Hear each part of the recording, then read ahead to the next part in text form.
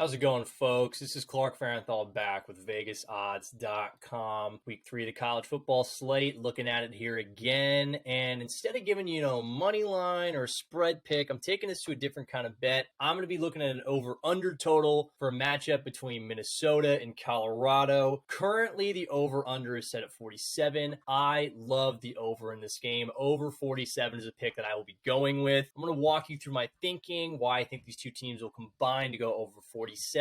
Let's get right into it. First off, let's start with Minnesota's offense. I know some people may say, well, hold on, Clark. This is a slower moving team. They don't play a fast up-tempo offense. I understand that. However, it's also very important on offense to be efficient. Minnesota is just that. They are an efficient offense, especially so in the ground game, which will be very important when we talk about Colorado later, who is certainly susceptible to run game issues. Minnesota last season ranked inside the top 30 in offensive rushing efficiency, averaging 4.3 yards per carry. That is a good sign. They've gotten off to a hot start here in 2022. In their first two games, while I know they were against stinkers in Western Illinois and New Mexico, the offense for Minnesota has combined for over 100 total points. That is another strong sign when we're looking to take a team in an over situation. What I really like about the Golden Gophers in this game is that they retain a number of stars from last year's team on offense that will help them get over this number. Starting at quarterback, they bring back Tanner Morgan. I know he's not the sexiest quarterback out there in terms of what he does, but it's always important in college football to have consistency at a position, especially like quarterback. It brings stability. He'll be able to move the ball, put it in the right spots for them. As well, wide receiver Chris Autumn-Bell is back. He should be Morgan's number one go-to target. It'll allow this offense to be more layered, but the biggest thing that I like about Minnesota, it goes back to the rush game. They get Mohamed Ibrahim back. Before his injury in 2020 and missing all 2021, in 2020 he was averaging 5.3 yards per carry, already had 15 touchdowns, and that was only in 7 games. That's massive. That's Heisman-like numbers. That's really going to play well when it comes to rushing against this Colorado defense that, to say the least, is not very good against the rush. If we look at it in 2021, they allowed 6.1 yards per carry and were outside of the top 100 in EPA efficiency on defense.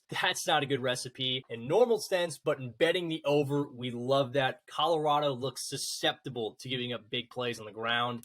And if you need further evidence of it, folks, just look at what happened in their last week's matchup against Air Force when the triple option gashed them for 435 yards rushing and allowed over 41 points to Air Force. That's not good. Air Force had over 500 yards of total offense. I don't know the last time that happened. I'm sure it's more recent than I think, but that is surprising. And if you thought Air Force's offense was efficient on the ground, wait until Colorado sees an offense that is very efficient on the ground in Minnesota and a true elite back in the backfield for the Golden Gophers. This plays really well for a lot of points scored for Minnesota. A terrible rush defense against a very strong offensive rushing team. It matches up well for points. We're looking for points here, people. That's a big part of it. Now, I know people are probably saying, well, Clark, you can't be expecting Minnesota to put up all 47 on their own. I don't. Minnesota also has a couple issues there on defense as well. Colorado, while they are only returning 5 starters, that's a big problem too. Minnesota is also a defense that has lost some of its starters from last season that made up one of the better defenses in college football. I think with some of those pieces missing, Colorado should be able to move the ball on Minnesota better than people think. They don't need to score 28 points. This is just a game I think Colorado should be able to muster 14, maybe sneak in some late touchdowns when you get some younger players in there,